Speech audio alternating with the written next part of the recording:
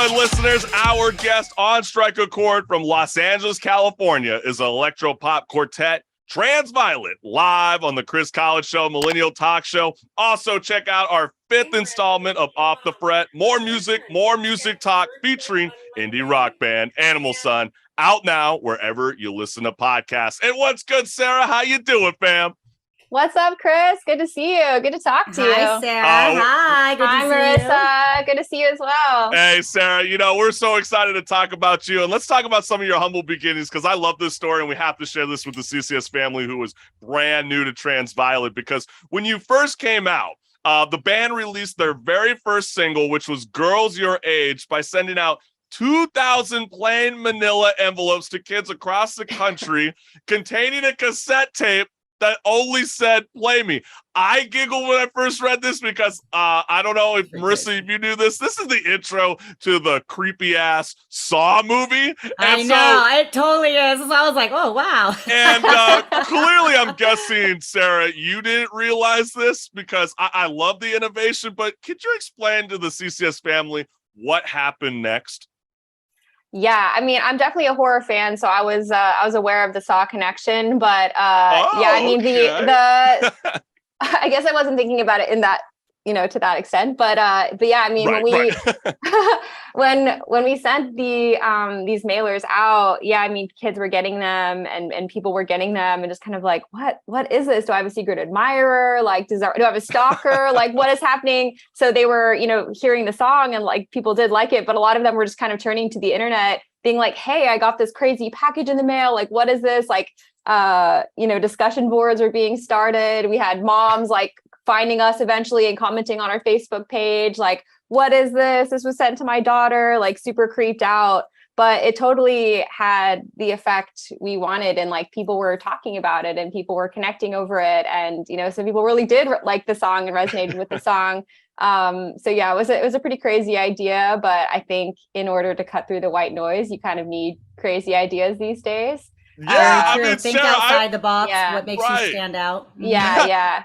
And Sarah, I wish I had that same kind of outrage, because I remember in high school, I got a letter when I was a student body president that was anonymous, that said, hey, did you know your son is underage drinking? And I was like, really? And my mom bought that, but I would have rather had a manila envelope that came in that said "Play Me" instead. So anybody that's listening, don't be freaking out.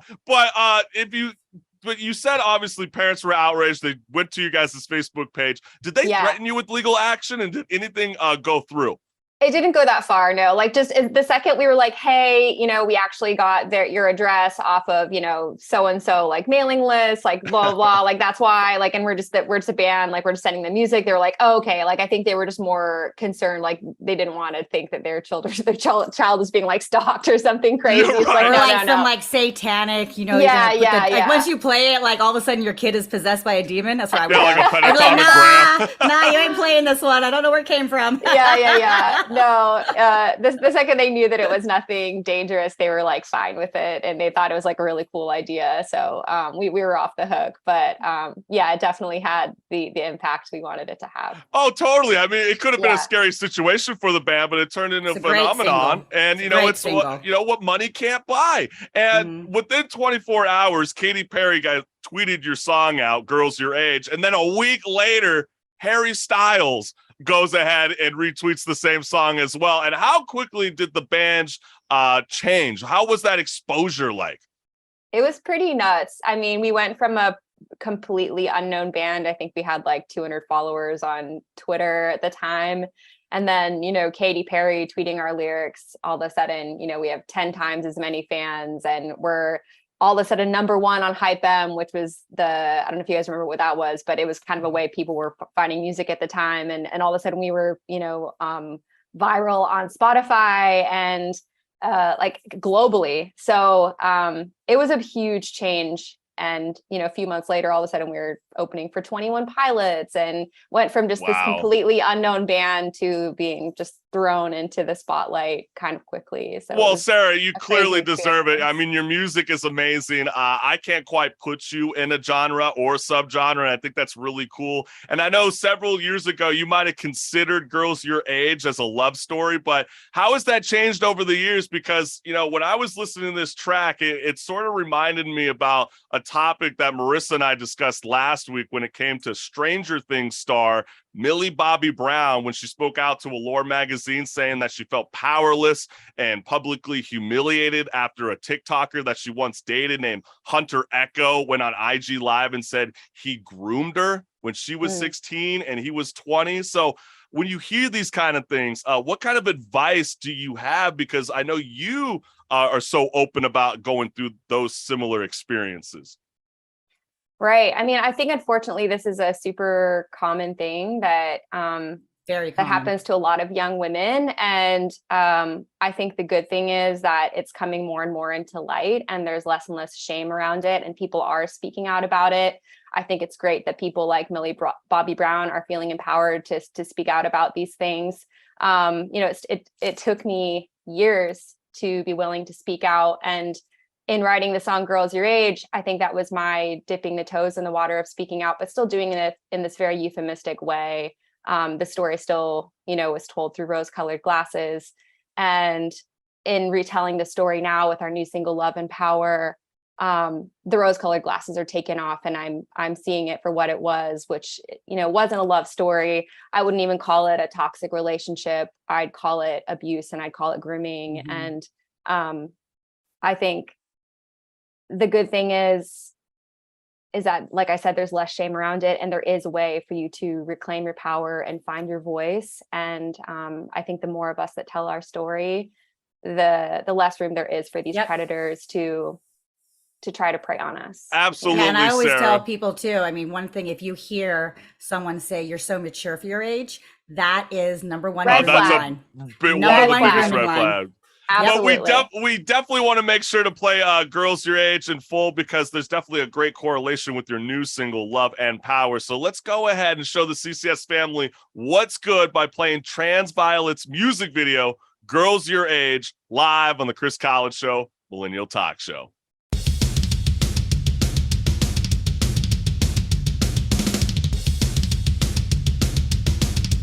Yeah, that's what's good. That is Transviolet's music video, Girls Your Age. And I want to remind the listening audience that this is Strike a Chord, where if you physically or digitally pick up that record, you're going to know these tracks. And we got the front woman herself, Sarah, with us right now. And there was a reason we wanted to throw it back to the early days, because Girls Your Age has a correlation with your new single, Love and Power, but without the rose-colored glasses, as you just referenced before we played the track. And did you create this song, Love and Power, because you have a hard time playing the old tracks live, or was this something more than that?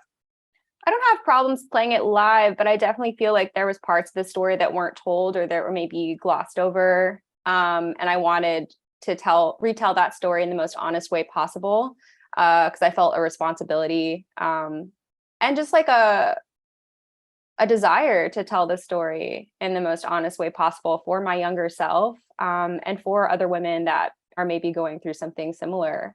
Because I know that, no, go ahead. No, yeah, I guess just, you know, to let them know that, you know, number one, what happened to them wasn't their fault. And number two, that they're not alone. And I think in order to get that message across, it's like, you have to tell the story in like the clearest way possible. Whereas as Girls Your Age, I think the message is a little more disguised and you're a little unsure of like you could kind of take that song however you want. You know, if you're listening to it, it could just be a love story. It could just be about a relationship that maybe is a little fucked up.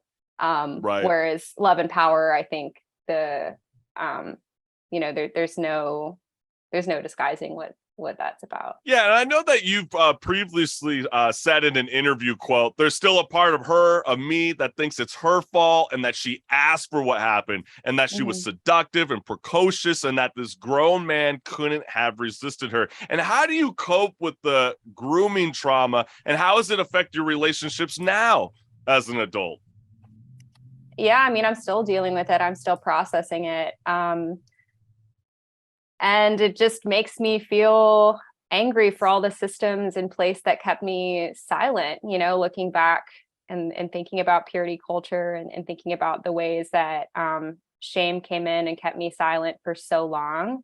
I'm done being silent, and I just feel way more empowered to talk about this and just let other women know that there is a place on the other side of it where you can reclaim your power and find your voice. And I think it's so cool because I think you're an amazing lyricist. I think, with music, it's great therapy and it heals the heart. And I think clearly your message has transcended to a global audience. And we definitely want to make sure that we have enough time when we play that new single full and complete. So this is the track Love and Power live on the Chris Collins Show, Millennial Talk Show. So when we're ready, Marissa, let's make it happen, fam.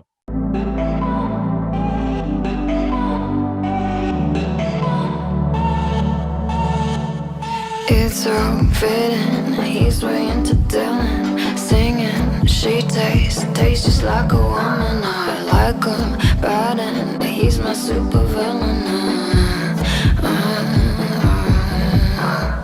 Easy love or easy self-destruction? I gotta feel like I'm tied down to something. Is it this simple? Scarlet red seduction.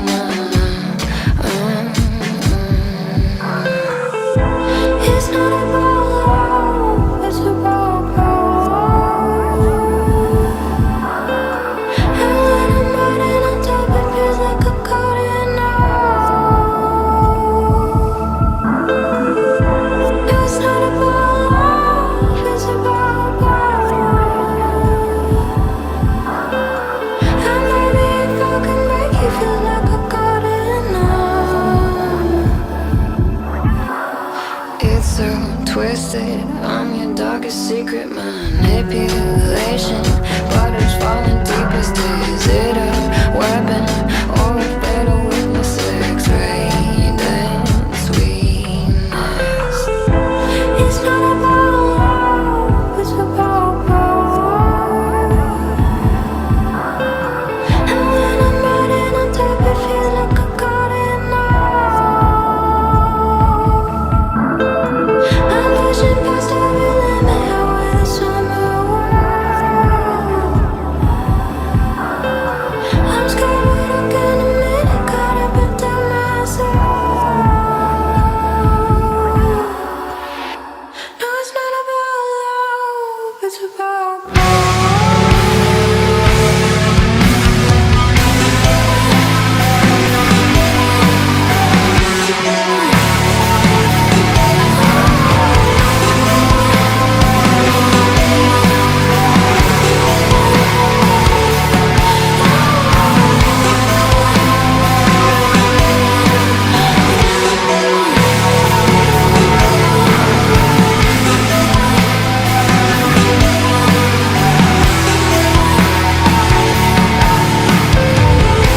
It's not about love, it's about power.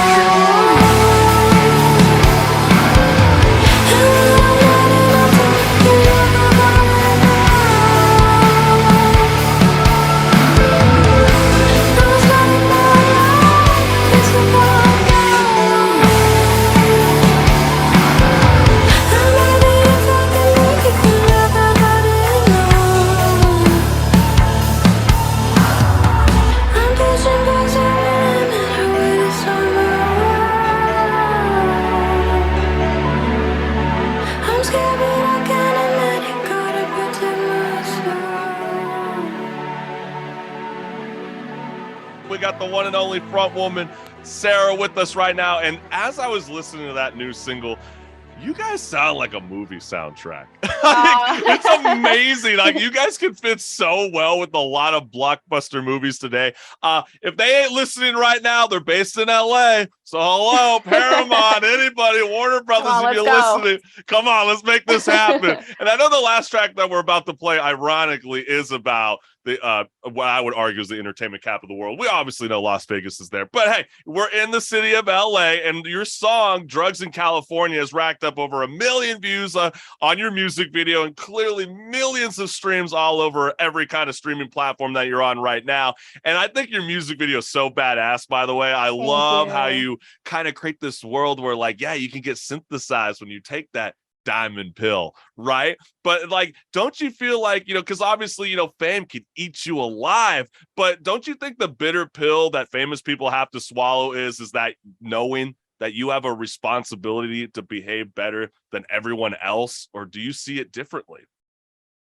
I think the second you take that pill of external validation and you're using it to get your own validation, you're putting yourself in a really precarious position. And that's like something I'm always like in check with myself about, because obviously as an artist, like you're constantly looking at the work you put out, and like the reaction it gets, and like you have to do that, right? But at the end of the day, if you're sinking and investing all of your self-worth into how other people view you, you're going to end up completely lost. So yeah, I think that's the thing you have to be aware of and be careful about. Absolutely. And I had a line in question. I wanted to ask you this because clearly this is the intro to how the song begins. And you sing, quote, "Out of all the drugs in California, you're the one that fucks my head most." Sorry, butchered it right there. But who is the one that you speak of?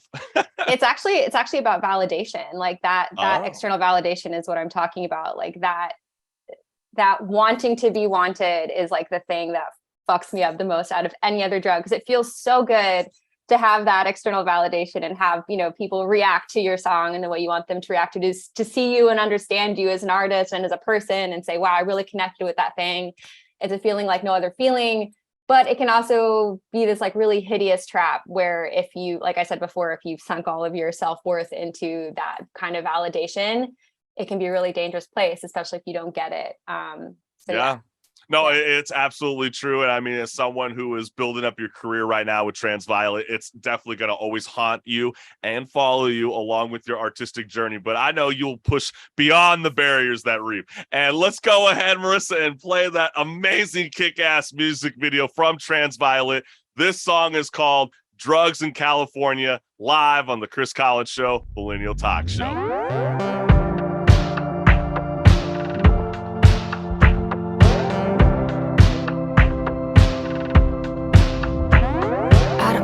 Drugs in California, you're the one that fucks my head up most. And lately I've been pleading with myself to leave it, but I crawl back begging you for more. And I don't wanna want you, but I do. And what's another letdown for a few moments in the light, moments in the light.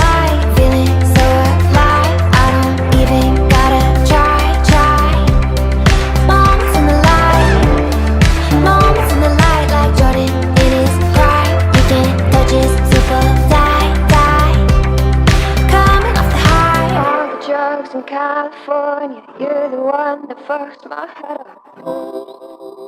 I've been swearing up and down that I don't need you, but I'm lying. Hate it, but it's true. Tell me that you love me, need me, please, I'm begging. I keep chasing, knowing there's no use. And I don't wanna break down, but I do. 'Cause I'm getting nervous that I'll lose. Moments in the light, moments in the light, feeling so alive. I don't even gotta try. Moments in the light, like Jordan in his prime. You can't touch his super fly. Coming off the high. All the drugs in California, you're the one that fucks my head up.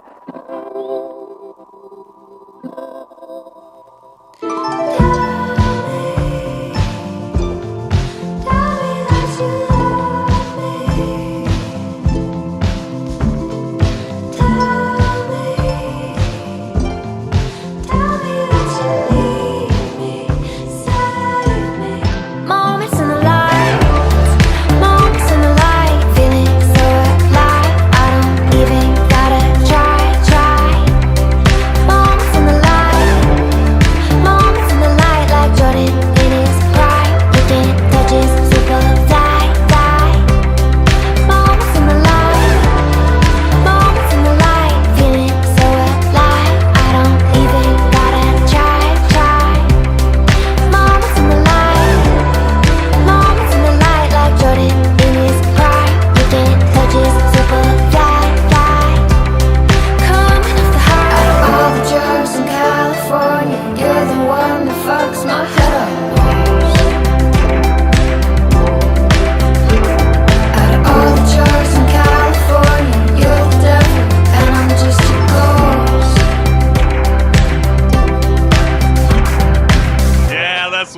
Sarah. That is Transviolet's music video, Drugs in California. And, I'd like to think that I could throw up some diamonds. I mean, that would make me mucho dinero. And I got to say, Sarah, awesome. that you could pull off every kind of hair dye on the face of the planet. I don't know too many women that can pull it off. Honestly, you're beautiful with every tone on saying. you. And I'm telling you right now, not a lot of women can pull that off. If I tried to put that red on me, it would not be a good one. No, you can do it.